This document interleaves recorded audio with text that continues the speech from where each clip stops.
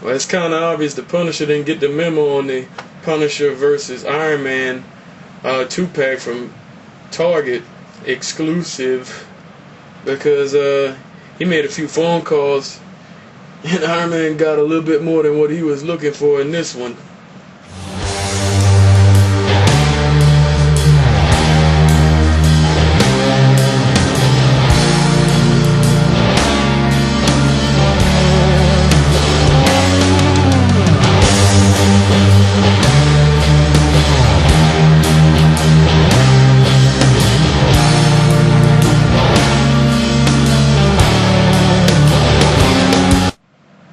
Hello Marvel, DC, Image, Dark Horse, and indie comic fans. This is MaXXXSolo here to review the Punisher vs.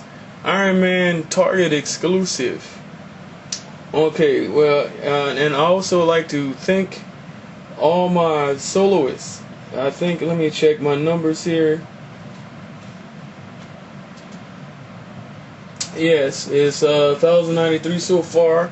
I like to also read my slogan for my MaXXXSolo channel, but this is pretty much going to be going to my Soloactivity channel, because right now this week is the Justice League week on my MaXXXSolo channel. But this is what I'm trying to achieve as far as getting you guys to know what I'm about as far as the comics and the figures go. I like to say welcome to all my soloists to the house of ever evolving reviews, where the heroes and villains you admire achieve the zenith of articulated tangibility. Meaning, when you come to my channel, you get to see, maybe not the touch, I wish they did have touch-o-vision, but you get some idea, and it makes you want to buy the figures, hopefully. Yeah. You get to buy. You might want to buy the figures after I get through talking about them. The 2-pack actually, I think it was $15 for this 2-pack over at Target. It's, like I said before, it's a Target exclusive. Well, like I was saying, the tangibility part means you get to touch the figures that you read about and admire in the comic books. And as you can see, I've been army building, so I'm mixing my Hasbro figures with the G.I. Joe, not Pursuit of Cobra, but Rise of Cobra figures, which are in scarce amount these days because of the sales. Anyway, both figures have approximately 21 points of articulation. Okay, and not gonna really worry about the Iron Man armor too much, because it's pretty much standard right now. It's been over reviewed. It's a nice figure, nice sculpt. Really like what they did. They do better work over in the Iron Man 2 department as far as Iron Man go than they do with the Marvel Universe figs. I did like what they did with the old school, I think it's the 80s armor with the little telemetry disc that comes on Iron Man's hip. I'll probably look at that in another video, make some plans. But anyway, I'll go ahead and proceed to review the Punisher from that 2-pack. He's on a MaxxxxSolo motorcycle that you can buy at Walmart, and it's in the 3 3/4 inch scale. Okay, the Punisher himself comes with an M16 rifle with an M80 grenade launcher attachment.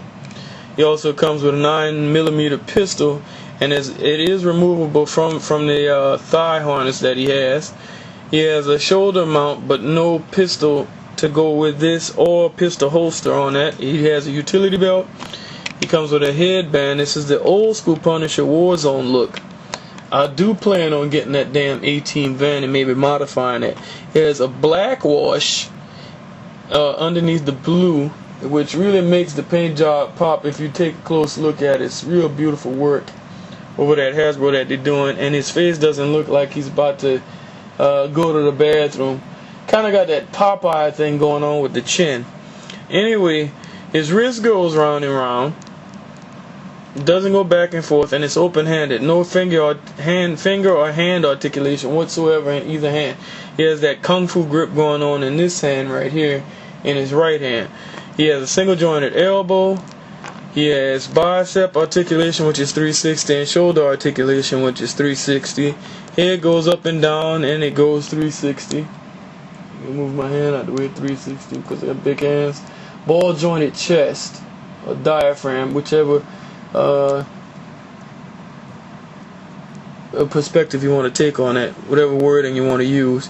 No waist articulation, ball joint in the hip, goes 360. Double jointed knee, single jointed ankle that goes back and forth and round and round. Okay, and a quick rundown on the history of the character, which you'll really like. He has no superpowers at all, which to me is kind of Batman-esque, but that's about as similar as it gets between him and Batman. The history is far different. But anyway, he was published by Marvel Comics. His first appearance was in 1974 in The Amazing Spider-Man comic number 129. He was created by Jerry Conway in conjunction with Ross Andrew and John Romita Sr. His full name is Frank Castle, and his born name was Francis Castelloni. Yeah. Notable aliases: Mr. Smith, Charles Fort, Frank Rock, Johnny Tower, and Frankencastle, which to me they just murdered the character anyway, bringing him back to be some kind of Frankenstein monster. His abilities: tactical expert, highly trained in armed and unarmed combat, demolitions expert, peak human physical condition, and exceptionally high pain tolerance. Okay. Alright, well anyway, let me know what you think of Mr. Frank Castle, the Punisher. Is he a character that you would want to read about? Or tell me which character interests you the most, and we'll see if we can find him and talk about him in another video. Anyway, you'll hear me saying my usual thing at the end of the video, so I'll see you later in another review. Alright, and this is MaxXXXsolo saying again, as usual, keep doing what you're doing, have fun with what you do. Video respond, comment, rate, and subscribe, and I'll see you later.